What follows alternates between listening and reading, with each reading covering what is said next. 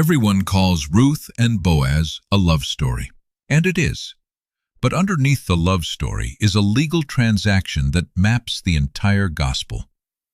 The Hebrew word at the center of the book of Ruth is goel, kinsman redeemer. It appears 23 times in the book of Job and throughout the Old Testament, and it refers to a very specific legal obligation in ancient Israel. If a man died and left behind a widow with no male heir, his nearest male relative had the right and the obligation to marry her, redeem her land, and preserve the family name. This is called levirate law. Ruth is a Moabite widow. Naomi is her Israelite mother-in-law, also widowed. They return to Bethlehem with nothing.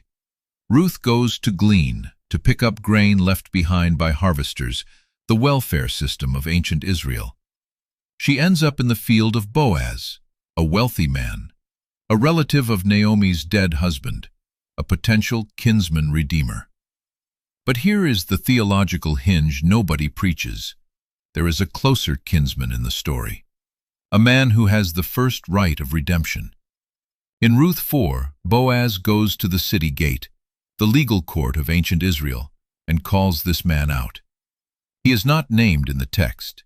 He is called so-and-so in Hebrew, Poloni Almoni, a deliberate anonymity. Boaz tells him about the land.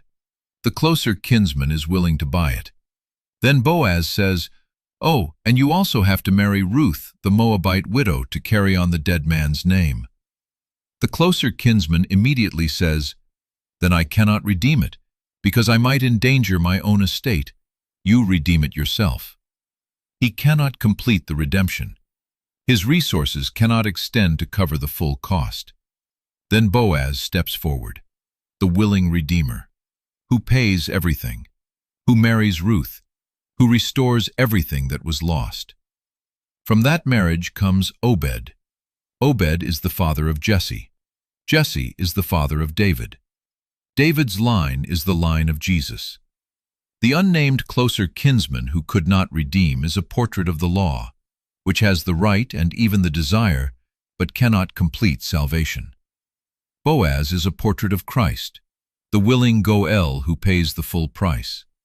And Ruth, a foreign woman, a Gentile widow with nothing, becomes the great-grandmother of King David, in the genealogy of Jesus.